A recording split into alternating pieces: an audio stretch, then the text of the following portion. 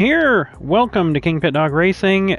I am here for this short preview of what we're doing tonight, this evening, here in just a few hours. Here on KingPittdawg Racing, we're presenting you the 22 to 23, 24 hours of Daytona here at Daytona Road Course. We are running 44 laps in Group 1 and Group 3 cars, whichever you would prefer.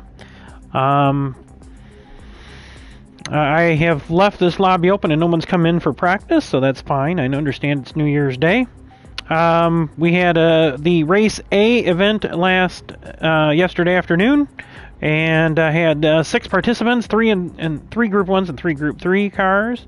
And so we're running Race B today, so there's around a total of you can get right around, I think it's about 30 points max here if we had the same field as yesterday. But remember, my race points in this series are based on the number of participants, and then whether you run Group 1 or Group 3 cars, you will be getting the full race win points. So yesterday, everybody had a podium finish per se, and we had a pretty even point split with John Hendrickman taking the Group 1 victory and recording fast laps. So the Group 1, if the winner also has fast qualifying, he will win more points. There's more points available because you're not going to set the overall fast lap with the Group 3 cars. That being said, John Hendrickman got 30 points yesterday, and then he also got the fast lap bonus, which is added up before the last round of the season. And Eric Carson came away with the victory in Group 3, so he ended up with 28 points. And then myself and Keith, who both finished second in our divisions, both got 22 points. And then Nook, by way of his fast lap bonus, did pick up 2 more points than Graham, with his third place finished in Group 1. So we had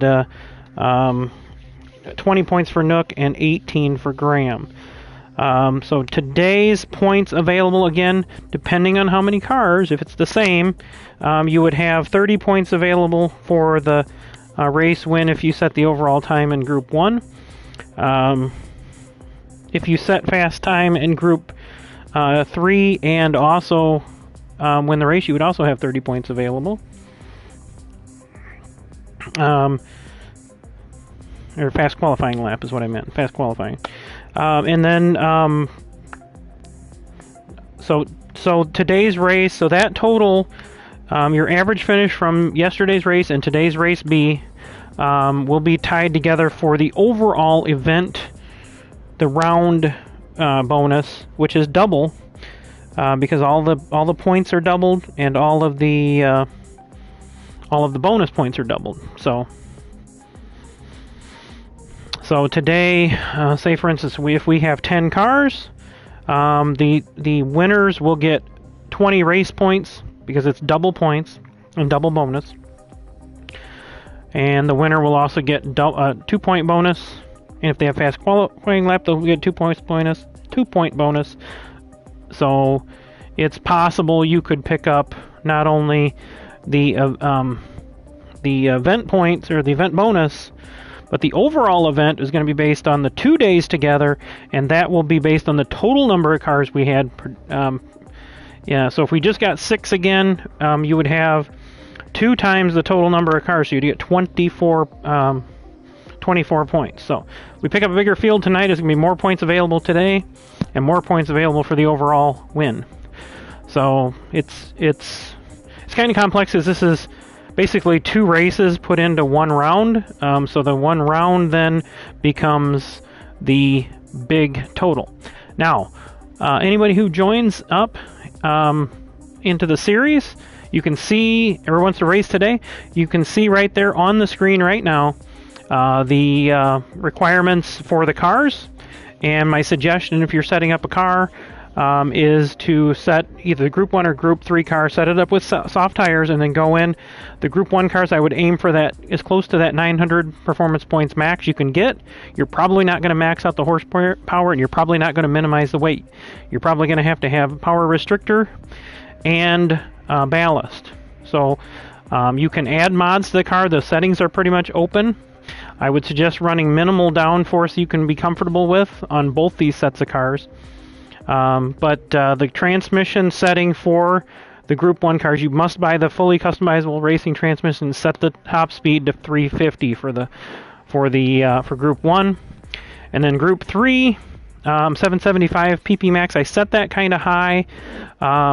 You're probably not going to max that out. The horsepower is what I'd concentrate on the Group 3 cars because I did set that kind of low for a BOP. And then 2,775 pound minimum weight. Originally, I'd set it at 570. So you can see what I initially did is I initially did 775, 575, and 2775. But I realized that I needed to trim the horsepower a little bit on the car. So aim for that. Again, set up with soft tires and aim for that 550 horsepower max. And then you can see what the performance points will be. But most likely you're going to be below 750. And so because a couple of cars were going above 750, so that was that was one thing I experimented with. But we're looking 775, 550, and then the fully customizable racing trans in the Group 3 is going to be 300. And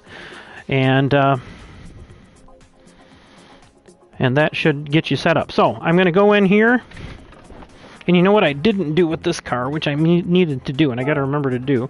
So we're going to change cars here. I'm going to jump in the Mazda. It's a lightweight car. When I go into settings here, I'm going to take you a lap around the track here. But this one, as you can see, 755/61. So we're at 548 horsepower by adding the medium RPM turbocharger. I've got it restricted to 96% output adjustment and 74 on the power restrictor. And then as you can see, this one makes the minimum weight at 2,776 pounds with just 9 kilograms of ballast. So that's the best we could do with this car. It's a pretty light car. So I'm going to take you around Daytona for a couple of laps here, and I will let you hear one of the best sounding cars in the world. This soundtrack for this car is taken out of the 787B race car from the early 1990s, I think it was, which is arguably one of the best sounding race cars ever made.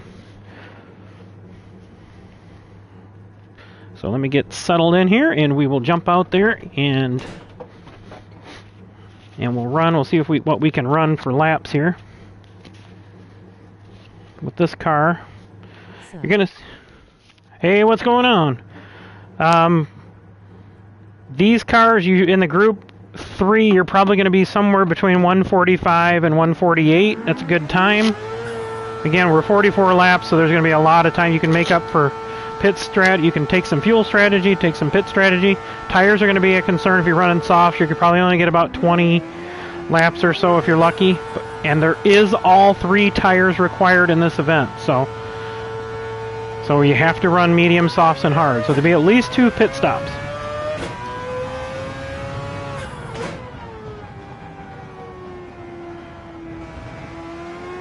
Alright, so this is later on. This lobby's been up for a couple hours, so based on the weather, we're into the day, with probably how the race will end.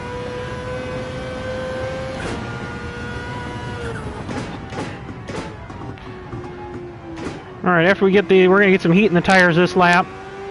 But those who've never been here, this is Daytona Road Course. One of the most well-known circuits from the ever-popular 24 Hours of Daytona, coming up here in about, I'd say less than a month now.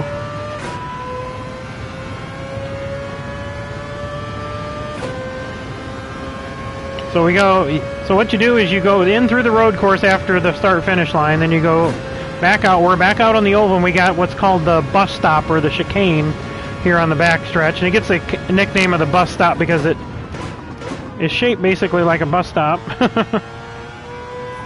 So we had some pretty aggressive turn in there, so we can take a little bit heavier in there next lap. My girlfriend just ghosted me.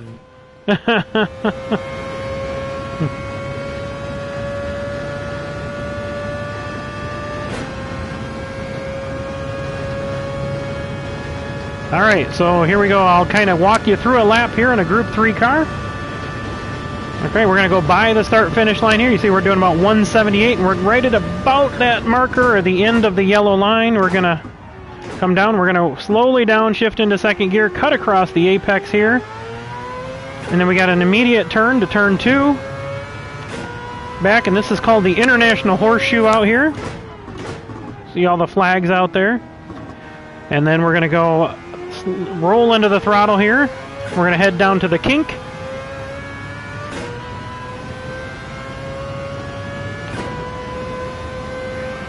In soft tires, you can take these full on, and we're going to be hard on the brakes. We're going to let her swing out and cut back across the apex, slowly rolling into the throttle. If you do it right, you take it right to the curb. Come all the way down here until you hit the service road. Then you go back down to second gear, cut back across the apex here, and try to hold as much throttle as you can. Keep the car from spinning there. That transition to back to the oval here. I always cut it kind of high out of there so you can carry as much speed as possible. Then cut down across the lower level here without nicking the apron, because that'll throw the car off. And then we're going to watch for the number 2, and once we get past the number 2, we're going to start looking for the curb. Aim for that curb. Slightly off the throttle, get the car to rotate, and back on it. And we're going to try to stay as low as we can here, back onto NASCAR 3. They call these the oval tracks NASCAR corners. Now we're through NASCAR 4. We're going to want to bring it as tight as we can off this corner, and upshift right there into 6th. And we should be looking at this lap, probably about a 148. Maybe a 149. Yeah, 149. So we'll run one more here. Without instruction, I can probably go a little faster.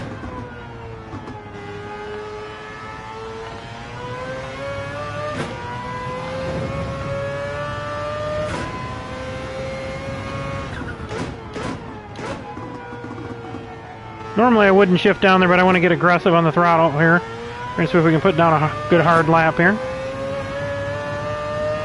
You got to kind of aim out here for where you start to see the turn, the striping turn. And then you're going to go right about to the cones before you start braking. Let it roll as much as you can, and then cut back across the apex. Right there to the curb. What's going on, Keith? And we're going to cut back across the yellow to the curb. Back out. Swing back out onto NASCAR 2 here, or NASCAR 1, and then NASCAR 2 over here. Basically the same corner, more or less.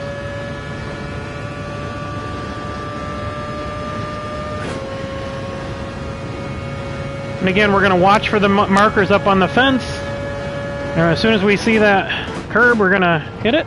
Let her turn. A little ease on the throttle. You got to be real careful not to overdo it there. You can get a penalty. And we're just going to try to maximize acceleration and keep the car as low as we can coming off the corner to use up as little track as possible. If you're coming down for the victory, you may want to cut down across the yellow lines here just to cut a little bit. So there's a 145.864. So that's a lap around Daytona road course in the Group 3 cars. These would be like GT3 or GTC cars internationally, but Gran Turismo refers them as GR, which I believe stands for group or grade. Same thing, it's just the different divisions. There's Group 1, Group 2, Group 3, Group 4, and then you start getting into normal cars. So now we're going to switch cars and I guess switch gears, so to say. Oop, wrong thing. Alright. So we're going to jump in the Group 1 GR010 hybrid. So this is the brand new Toyota Gazoo Racing GR010 hybrid. And again, talking about the performance points on this one, you can see I maxed at 899.74. The room limit is 900, and I've got it maxed at 899.74. I did that with a combination of adding a medium RPM turbocharger, keeping my downforce kind of low. I wanted some downforce, And then I've got my output adjustments, and then I've added some ballast. So you can see I'm well within the limits of the other things. We're at 899.74 in the performance points, which again, I recommend if you're going to set up a Group 1 car, set soft tires to get your max numbers, and then tweak all this stuff over here on the right-hand side for the to get their maximum performance points you can get under the rules. This is the only way I can BOP, balance the performance on a room like this. I didn't want to leave anything unlimited, so we put a cap on everything.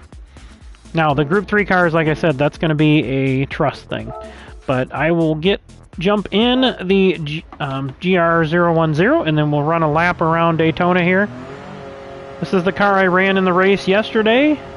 Finished second behind Hendrick, who had a superior line and setup to mine. But I've got the car where it's somewhat comfortable. In fact, just for this, I'm going to add a little traction control. Just because the tires are going to be cold, I'm going to be kind of pushing the lap here. So, again, we're over here in the International Horseshoe. And then we're going to head out. Now, this is a hybrid car. As you can see, if you look down on the screen where the fuel gauge is, there's a green. That's your battery charge, and you can see the red arrow when you're accelerating and a green arrow when you're charging. When you hit the brakes, you're charging the battery. When you're accelerating, you can see the red triangle comes up.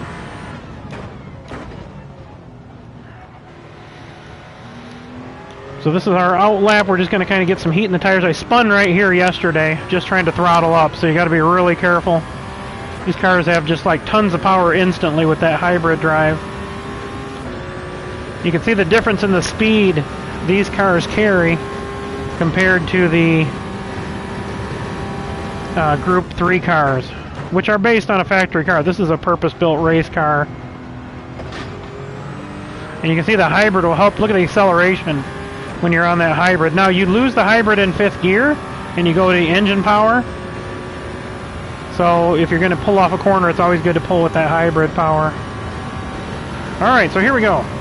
You can see we're doing 2, 10, 2, 12, 13, 14, 15, 16, 17, 18, 19, and we're going to hit the right at the end of the yellow marks, and we're going to swing it kind of wide, cut back. You want to be really careful because you hit those quote-unquote tires. It's like hitting a hard wall.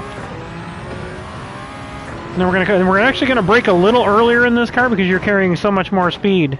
And we're going to go all the way down to 1st gear, cut back across the apex, throttle up, and you're going to want to shift a little early on this thing because it has so much pull with that hybrid. You will spin this sucker right out in a hurry.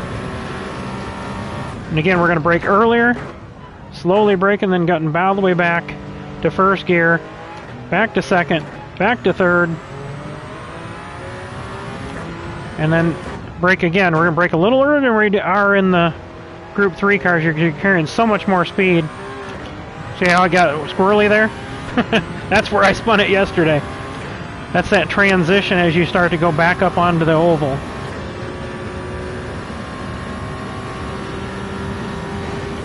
Then we're down the backstretch, and we're going to brake a little earlier. We're actually going to brake just past the 2. Down to 3rd, and we're going to get back in the throttle. I messed that up just a little bit. I think we're still going to have a decent lap, probably around 133, 132 here looking at it. And as soon as you see that thing go blue, you can shift, because this thing has very tight gears in the upper portion. As you can see, we pretty much maxed this thing out going down the straightaway here. Alright, so 134.2, we'll run one more to see if we can improve on that. Ooh, that's not going to improve on it, going way out there.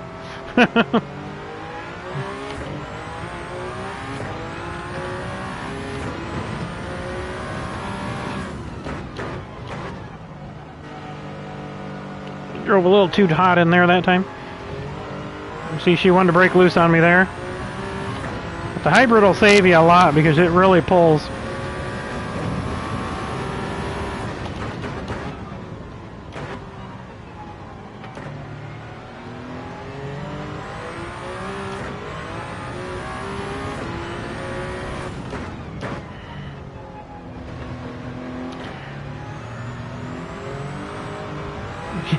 Traction control's helping me there. I just floored it to see what it'd do. You kind of roll in the throttle there. They do what the traction control helped me do there.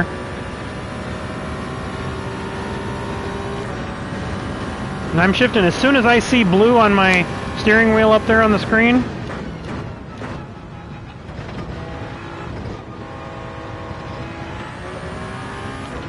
I think we got a little bit better. Well, no, you know, I went wide on that first part.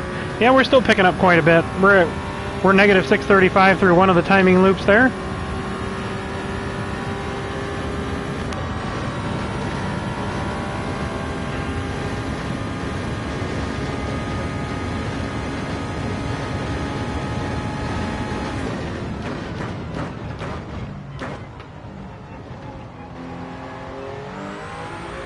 I think we got through there better. We should be a better lap if I can keep the rest of the lap going here.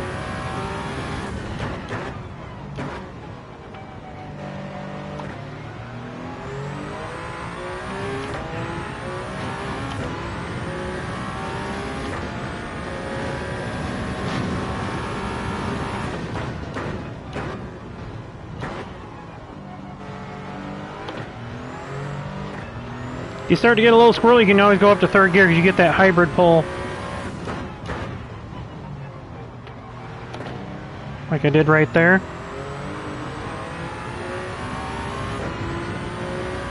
We're up 2 seconds on this lap. So as long as we get through the bus stop there. That running wide on that last lap really hurt. There's a very, very, very fine line.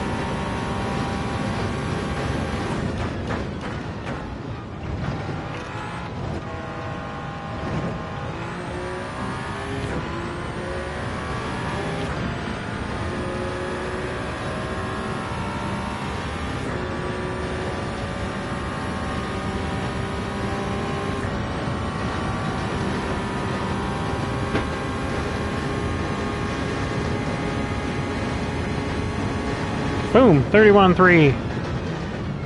So there you go, lap around Daytona in multiple group cars.